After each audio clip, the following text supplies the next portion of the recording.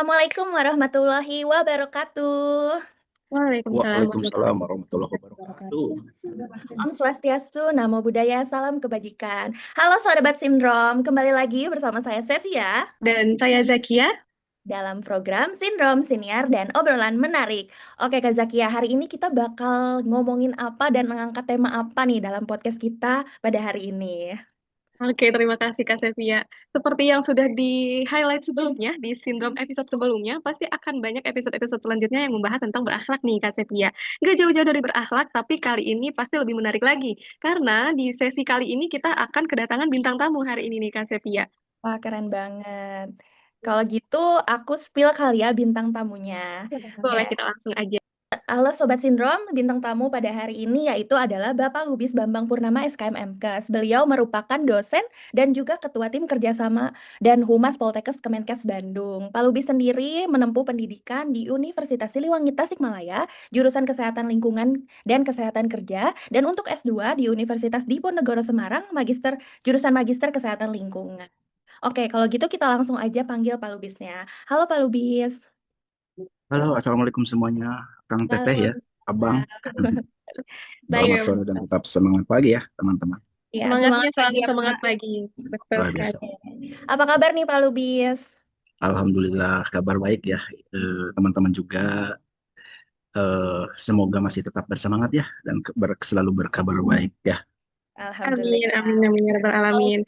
kalau Kalau boleh kita tahu lihat, akhir-akhir ya, ini Pak Lubis ada kesibukan apa nih Pak? Oh ini ya biasa Neng. Kebetulan saat ini kita masuk tahun ajaran berbarengan dengan tahun anggaran ya. Kalau di Poltekkes Bandung sama ya mungkin dengan teman-teman juga di UPT Vertikal Kemenkes yang lain. Jadi kita persiapan sudah 1 minggu ini masuk ke pembelajaran baru. Kalau ya kita sebagai pendidik harus mempersiapkan instrumen ya, instrumen untuk bagaimana proses pembelajaran ataupun pengajaran bisa berlangsung. Di samping kita mempunyai mandat tugas tambahan sebagai penjaga citra ya teman-teman. Kebetulan saya dimandati kerjasama dengan Humas ya, berat sekali ya kalau kita apa ya berhadapan dengan yang namanya branding dan citra. iya, berarti ini sesuai banget nih Kak Sevia sama tema podcast kita hari ini. Karena pada kali ini kita akan mengupas implementasi adaptif nih. Salah satu core value dari berakhlaknya ASN ada value adaptif. Nah, sebagaimana yang kita telah ketahui, kalau Bapak Lubis ini merupakan ketua dari tim Kerhumas ya Bapak. Berarti bagaimana Bapak tadi mention menjaga citra kampus, di mana sekarang juga pasti lagi sibuk-sibuknya untuk pendaftaran mahasiswa baru dan juga tahun anggaran baru, pasti banyak juga hal-hal yang baru dan juga hal-hal yang meminta inovasi ini dari pihak kampus sendiri, terutama dari pihak humas.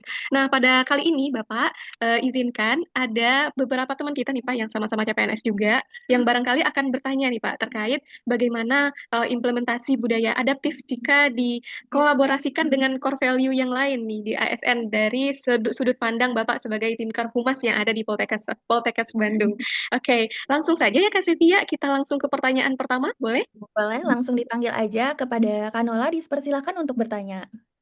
Baik, terima kasih sebelumnya Kak Sepi dan Zakiatul. Assalamualaikum, selamat sore Bapak. Waalaikumsalam. Selamat sore teman-teman semua. Perkenalkan saya Nolana Pratilova Pak dari Satuan Kerja RSUP Dr. M. Jamil Padang Pak. Terima kasih sebelumnya ya Pak sudah meluangkan waktunya untuk hadir di sini.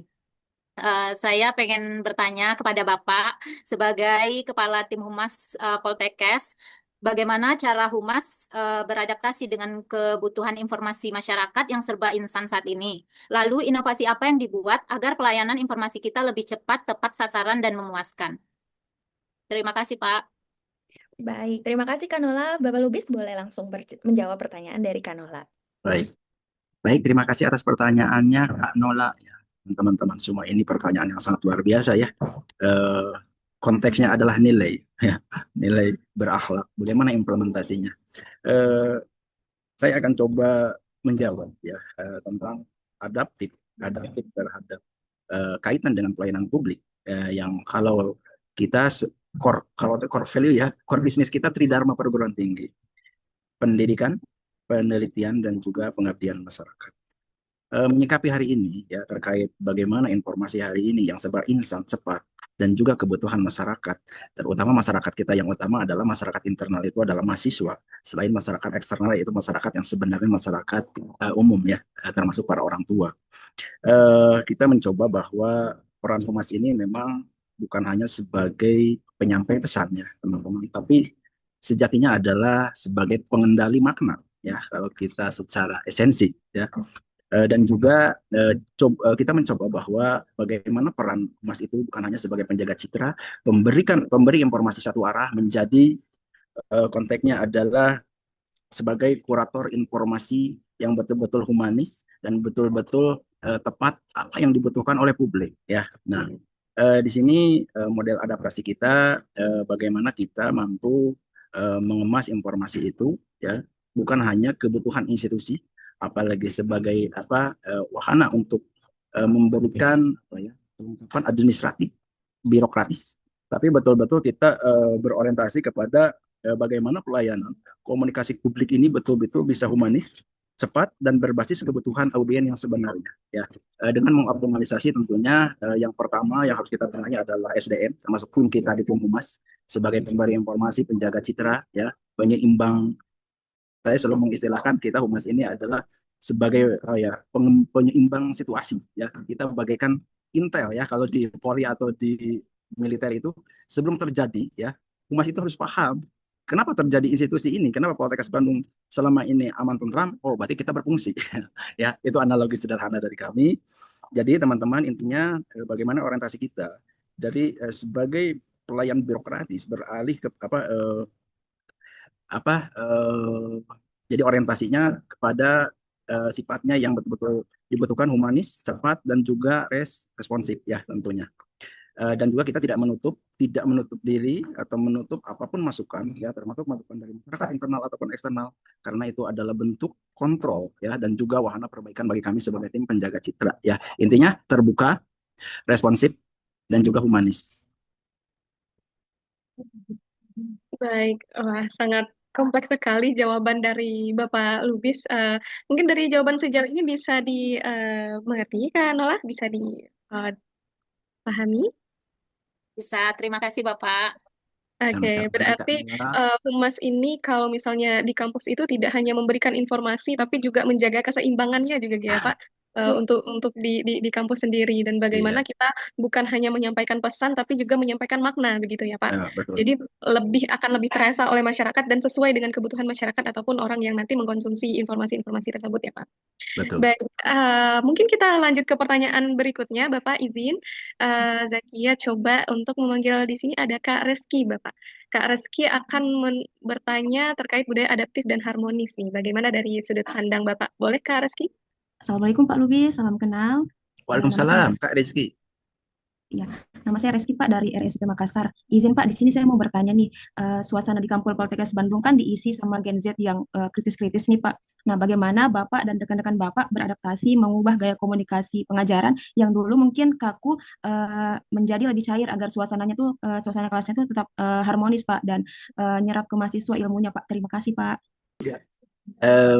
Baik, pertanyaan yang sangat luar biasa ini terkait dengan aspek pendidikan ya Kak Rizky. Ya, bagaimana pola lama, apakah hari ini bisa diterapkan dengan kondisi sasaran kita ya, masyarakat internal segmen ya, peserta pembelajar kita adalah mahasiswa hari ini ya, Gen Z ya, anak-anak kekinian. Jadi itu adalah suatu tantangan bagi kami tim pendidik khususnya ya. Jadi fungsi pendidik di sini teman-teman semua bukan hanya mengajar ya, tapi ada yang paling berat ya teman-teman semua, yaitu adalah aspek mendidik. Karena mengajar itu secara sederhana, dengan mengajar kita sangat mudah sekali ya, kasih materi selesai, outputnya oke lah, paham misalkan kecerdasan secara akademik. Tapi ada yang sangat penting dalam aspek Tridharma ini, khususnya pendidikan ini, adalah pendidikan itu sejatinya adalah aspek membentuk karakter. Kalau saya istilahkan singkatnya adalah adab ya, itu yang penting, budi pekerti kan. Jadi sehingga di Poltekkes Bandung ini ya, yang kita harapkan output akhirnya itu bukan hanya lulusan yang cerdas secara akademik tapi berkarakter, tapi cerdas secara berkarakter, yaitu karakternya adab ya. Kemudian adaptasi kami bagaimana hari ini menghadapi anak-anak kekinian itu ya, tentunya ini terkait dengan strategi pembelajaran ya, karena tadi temanya pembelajaran, maka kita perlu persiapan instrumen ya. Hari ini kurikulum bertubi-tubi berubah ya. Nah, instrumen itu berarti kalau dulu itu ya konsep pendidikannya itu bagaimana membentuk, melatih kepatuhan terhadap peserta didik, termasuk bagaimana peserta didik hanya mampu untuk menjawab.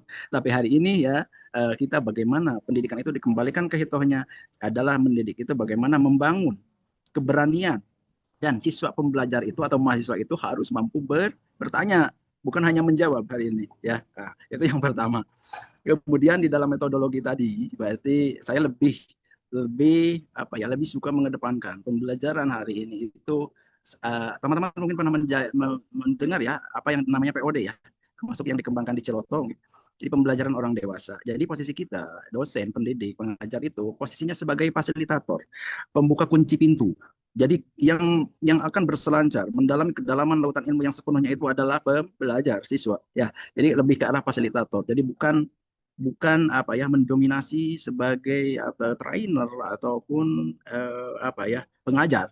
Jadi bagaimana satu arah ini kita lakukan menjadi itu interaktif dua arah itu ya. Jadi tentunya apa modernisasi instrumen, kemudian bagaimana sistem yang kita laksanakan ini terutama dalam proses pembelajaran ini betul-betul sesuai dengan kebutuhan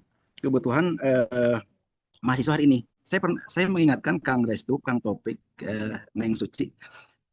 Dulu ya kalau sedang diskusi dengan teman-teman, kalau kita ingin memimpin, ada 5 hal yang harus kita kuasai katanya ya. Menurut Maslow kalau nggak salah ya. Yang pertama itu adalah kenali keinginan massa. Yang kedua kenali kebutuhan massa. Yang ketiga kita harus mampu mempengaruhi. Ya, yang keempat berintegrasi, baru yang kelima kita mampu memimpin. Ya, tapi saya lebih mengkolaborasikan teman-teman itu dengan aspek keberdayaan ya atau pemberdayaan. Jadi bagaimana misalkan dalam satu kelas itu semuanya hidup. Yang seumur-umur belum pernah tersenyum, bagaimana kita harus bisa membuat mahasiswa itu tersenyum. Malu-malu bertanya bagaimana mereka tergugah dan mampu acungkan tangan. Tadi ya kembali ke harus mampu bertanya. Ya, terima kasih Neng, maaf kalau kepanjangan ya. Ya. Oke, tidak apa Bapak, sangat daging sekali ya pembelajaran kali ini. Jadi intinya kalau kita mau berdiskusi dengan mahasiswa Gen Z, kita harus persiapan diri terlebih dahulu karena mereka sangat kritis. Terus persiapan strategi pembelajarannya seperti apa, instrumennya, terus bagaimana mendorong mereka untuk bisa interaktif selama di kelas. Bagaimana Kak Reski? Apakah sudah menjawab pertanyaannya? Sudah Kak, terima kasih Pak Lubis atas jawabannya. Oke, Sama-sama, terima kasih Kak banyak Rizky. Kak Reski. Gimana nih Ya. Kak Zakia?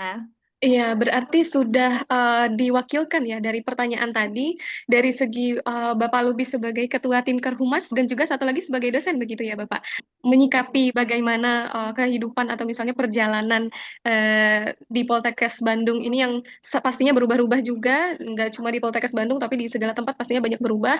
Jadi budaya adaptif ini diimplementasikan baik ketika menjadi tim kerja sebagai humas ataupun juga sebagai dosen begitu ya Bapak. Oke, bagaimana Kak Sevia? Nah, karena sepertinya waktunya sudah menunjukkan pukul 17.00 dan udah lumayan daging juga dan sudah merangkup semuanya sebagai dosen juga, sebagai humas juga dalam bentuk adaptif. Jadi mungkin kita cukupkan sampai di sini saja, Bapak. Terima kasih banyak atas waktunya, atas jawabannya yang sangat informatif.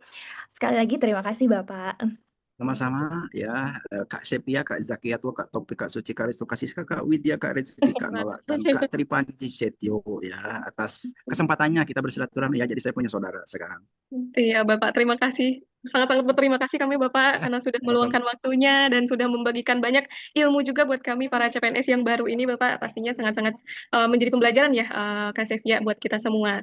Izin Bapak kita tutup acara podcast pada kesempatan kali ini. Semoga di lain waktu kita bisa ketemu lagi dan bisa banyak lagi berbincang bersama Bapak pastinya di Bandung nantinya.